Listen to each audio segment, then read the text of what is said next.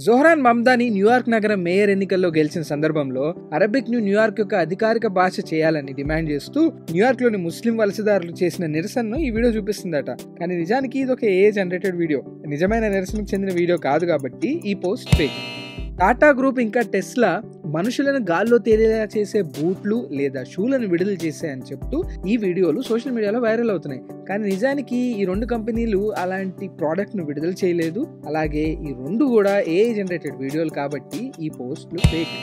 సూడాన్లో జరుగుతున్న అంతర్యుద్ధం నేపథ్యంలో ఆ దేశంలో ఇస్లామిక్ ఉగ్రవాదులు అమాయక క్రైస్తవులను ఎలా సజీవంగా పాతిపెడుతున్నారో చూడండి అని చెప్తూ ఈ వీడియోని షేర్ చేస్తున్నారు. కానీ నిజానికి ఇది దక్షిణాఫ్రికాలో తీసిన ఒక పాత సంబంధం లేని సంఘటనకు సంబంధించిన వీడియో కాబట్టి ఈ పోస్ట్ ఫేక్.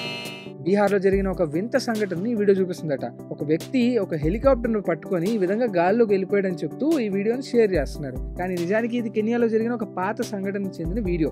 బీహార్లో నవంబర్ 2025లో జరిగింది కాదు కాబట్టి ఈ పోస్ట్ ఫేక్. ఈ వీడియో కనుక మీకు నచ్చినట్లయితే దీన్ని లైక్ చేసి షేర్ చేయండి. ఇలాంటి మరిన్ని ఇంట్రెస్టింగ్ వీడియోస్ కోసం ఫ్యాక్ట్లీ తెలుగుని ఇప్పుడే ఫాలో అవ్వండి.